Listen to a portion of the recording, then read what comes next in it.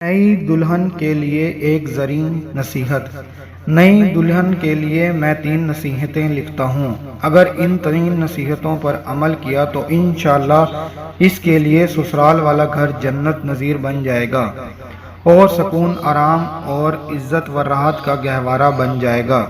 دلہن کو عبادت، نماز، روزہ، تلاوت وغیرہ کا زیادہ خیال ہونا چاہیے، یعنی دین پر خوب چلنا چاہیے۔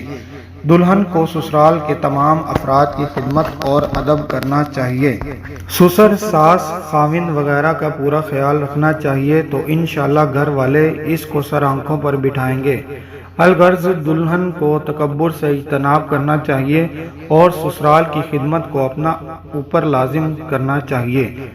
دلہن کو چاہیے کہ وہ سسرال کا کوئی گلہ شکوہ ماں باپ کے پاس ہرگز نہ پہنچائے، ورنہ وہاں سے جواب آئے گا اور پھر جواب الجواب۔ صبر سے کام لیں، انشاءاللہ صبر کا پھل میٹھا اسے ملے گا۔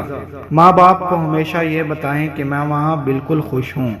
حضرت فاطمہ رضی اللہ تعالیٰ عنہ ایک دن رسول پاک صلی اللہ علیہ وسلم کے گھر ایسے وقت میں آ گئی جو آپ کے آنے کا وقت نہیں تھا۔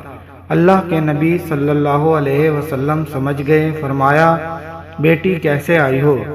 جی خاوند حضرت علی رضی اللہ تعالیٰ عنہ کی شکایت لا رہی ہوں۔ والد محترم صلی اللہ علیہ وسلم نے فرمایا کہ جب تم گھر سے نکل رہی تھی تو اپنے خاوند سے اجازت مانگی تھی؟ فرمایا حضرت جھگڑے میں کون اجازت مانگتا ہے، ویسے ہی نکل آئی ہوں۔ حضور صلی اللہ علیہ وسلم نے فرمایا کہ آپ کا گھر سے بغیر اجازت کے نکلنا یہ گناہ ہے۔